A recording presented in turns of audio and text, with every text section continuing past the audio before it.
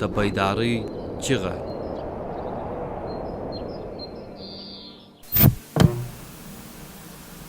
پټه جګړه او ښکاره غلامي. نه ټوپک شته، نه بم، نه ټانک او نه پوځ، خو جګړه روانه ده. دا جګړه د ذهنونو، افکارو، قلمونو او کلتورونو جګړه ده. دا جګړه پټه ده خو پایلې یې ښکاره دي. دا جګړه زموږ له ماشوم، ځوان، استاد، عالم، زده کوونکي او له ټول ملت سره ده. پټه جګړه هغه ده چې پکې د بمونو پر ځای فکرونه کاریږي. د دین، توحید، اخلاص، حیا، توکل، کلتور، غیرت او قناعت اخلاص پر ضد. دغه جګړه د هالیوډ له سکرینونو، د درسي کتابونو له منځه، د انټرنیټ له لارې زموږ د کورونو تر دیوالونو راغلې ده.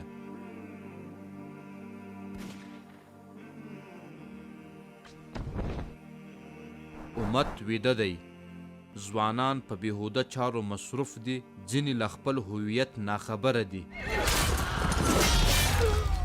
که د غرب یو فلم راشي میلیونونه یې ویني، خو که د دین پر ضد یوه تګلاره پلې شي څوک پرې پوهیږي هم نه. دا جګړه د خوب په پټو سترګو کې روانه ده، خو پټه جګړه کله ناکله ښکاره بڼه اخلي. هغه بڼه چې پکې انسان د انسان غلام وي.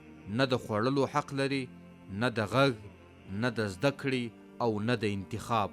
دغه ښکاره غلامي نن هم شته، په نوې بڼه، په نوې جامه. ماشومان د کارخانې مزدوران، ځوانان د غیر قانوني لارو قرباني او ملتونه د پورونو زندانیان. دوی د ازادۍ خبرې کوي خو د پورونو له لارې ملتونه غلاموي.